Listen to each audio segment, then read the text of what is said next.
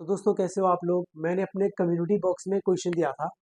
Question कुछ इस प्रकार था, निम्नलिखित में से कौन सा शब्द संयुक्त व्यंजन गुच्छ है। संयुक्त व्यंजन गुच्छ। ऑप्शन ये थे कक्षा, चम्मच, दिल्ली और अक्षत्र ज्ञांस्र। तो लगभग सभी का आंसर कक्षा था, लेकिन कुछ लोगों ने आंसर ये भी दिया। उन्होंने आंसर केवल संयुक्त व्यंजन को देखकर ये आंसर दिया होगा, लेकिन यहाँ पर पीछे गुच्छ भी है। मैं बता दूं, आज का हमारा टॉपिक इसी क्वेश्चन के ऊपर है। टॉपिक ये है व्यंजन गुच्छ। हिंदी का टॉपिक है व्यंजन गुच्छ। मैं बता दूं आप लोगों को, जो व्यंजन गुच्छ है इसका अर्थ अगर मैं बताऊं, व्यंजन सभी को पता है। वर्णमाला का वर्णमाला को अगर विभक्त किया जाए तो दो भागों में वर्णमाला को बांटते हैं, स्वर और व्यंजन। वही व्यंजनों की मैं बात कर रहा हूँ। वो व्यंजन जो स्वरों की सहायता से बोले जाते हैं, उन्हीं व्यंजनों की बात हो रही है। और गुच्छ का मतलब हो गया गुच्छा, अर्थात व्यंजनों का गुच्छा। इसका शाब्दिक अर्थ हम ये ले सकते हैं, व्यंजनों का गुच्छा। दिमाग में सेट कर लो एक पॉइंट कि आज हम हिंदी का एक टॉपिक क्लियर कर रहे हैं, जिस टॉपिक का नाम है व्यंजन गुच्छ। व्यंजन गुच्छ को मैं तीन भागों में वर्गीकृत करता हूँ, अर्थात तीन भागों में मैंने व्यंजन गुच्छ को विभक्त किया, बांटा। पहला, यहाँ पर पहला पार्ट जो है वो है संयुक्त व्यंजन गुच्छ। संयुक्त व्यंजन गुच्छ। आप लोगों ने हिंदी वर्णमाला पढ़ी होगी।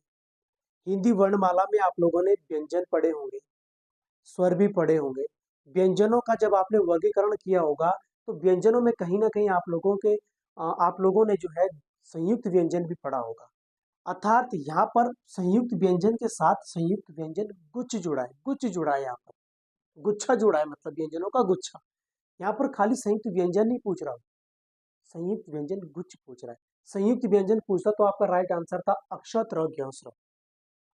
ठीक है, यहाँ पर पूछ रहा है वो संयुक्त व्यंजन गुच्छ, अर्थात ऐसे शब्द जिनके मध्य या जिन जो किसी शब्द के मध्य में लगकर उस शब्द को पूरा करते हैं, संयुक्त व्यंजन गुच्छ कहलाते हैं। समझने का प्रयास करना, मैं किताब की भाषा से ना समझाने का प्रयास, मैं कोशिश करूंगा कि मैं किताब की लैंग्वेज ना बताऊं, अपनी तरीके से समझाने का प्रयास करूं। दिमाग में सेट करो अपने बढ़िया तरीके से कि हम पढ़ रहे हैं संयुक्त व्यंजन गुच्छ। संयुक्त व्यंजन आपको पता है, सीधा सा फंडा ये है, जिस भी किसी शब्द के साथ संयुक्त व्यंजन अक्षत्र ज्ञांस्र, कोई सा भी वर्ण जिस भी शब्द में लगा हो, वो शब्द संयुक्त व्यंजन गुच्छ कहलाता है। जैसे कक्षा, जैसे क्षेत्र, जैसे ज्ञान, छात्र, छात्रा, ये सारी चीजें, ये सारे शब्द कैसे संयुक्त व्यंजन गुच्छ है। और आप लोगों ने अगर पढ़ा होगा तत्सम और तद्भव, ये भी इसका एक ट्रिक रहती है कि जिस भी शब्द के मध्य में संयुक्त व्यंजन लगे होंगे वो हमेशा तत्सम शब्द होते हैं, संस्कृत के शब्द होते हैं। तो ये उम्मीद है कि आप लोगों को यहाँ पर ये समझ में आ गई। जैसे कि कक्षा, जैसे कि मैंने बोला क्षेत्र, मैंने बोला ज्ञान, तो इसमें कहीं ना कहीं संयुक्त व्यंजन आ रहे हैं भाई मेरे, इसलिए ये क्या है, संयुक्त व्यंजन गुच्छ है। दूसरे की मैं बात करूं, ये क्वेश्चन तो यूबीटीआर का, और फर्स्ट टाइम जब यूकेएसएससी बना था उसने भी करीबन 5 या 7 तक खूब रगड़ा इसके क्वेश्चन को। लगातार हर पेपर में एक क्वेश्चन आता था कि निम्नलिखित में से कौन सा शब्द द्वितीय व्यंजन गुच्छ है। तो भाई इसका राइट आंसर एक ही रहता था, दिल्ली। बच्चों ने क्या कर दिया था, इसका राइट आंसर दिल्ली को ही रट दिया था। अब अगर कुछ और भी आए, अगर चम्मच भी आ रहा है ना, वो कंफ्यूज हो जाते थे। चप्पल भी आ रहा है, कंफ्यूज हो जाते थे। थोड़ा सा समझेंगे कि द्वित्व व्यंजन गुच्छ क्या होता है। इसमें क्या रहता है, इसमें एक जैसे वर्ण दो बार आते हैं, एक आधा रहेगा, एक पूरा रहेगा। जैसे दिल्ली, ल आधा है, फिर ल बड़ा भी है।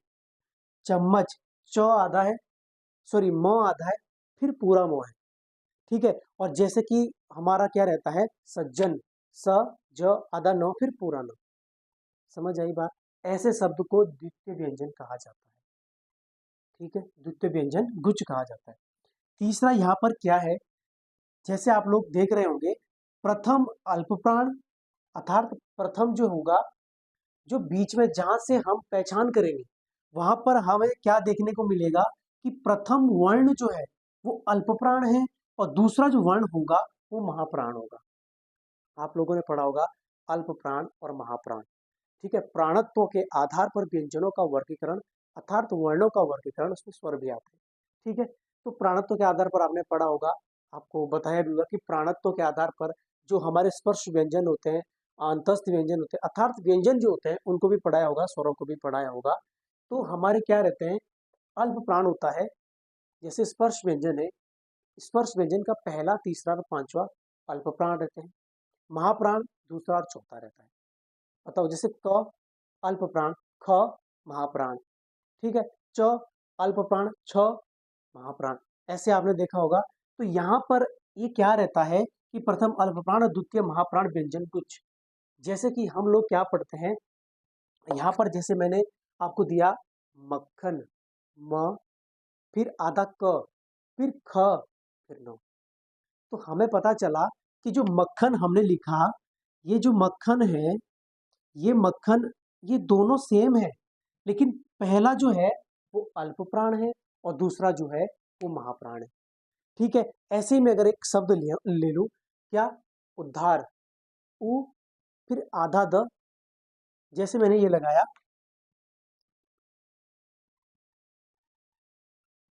उद्धार। ठीक है, ये जो द के नीचे मैंने लाइन दी है, ये बताता है कि जो जिसके नीचे मैं लगा हूं वो वर्ण आधा है, अर्थात इसको कहा जाता है हलंत। क्या कहा जाता है, हलंत कहा जाता है। तो ये बता रहा है कि जिसके नीचे मैं लगा हूं वो ऊपर वाला बंदा जो है वो आधा है, आधी चीज को दर्शा रहा है। तो ये आधा ध, ये फिर ध है, तो क्या बन गया, उद्धार बन गया। अर्थात ये भी क्या है, प्रथम अल्प प्राण और द्वितीय महाप्राण है। देखो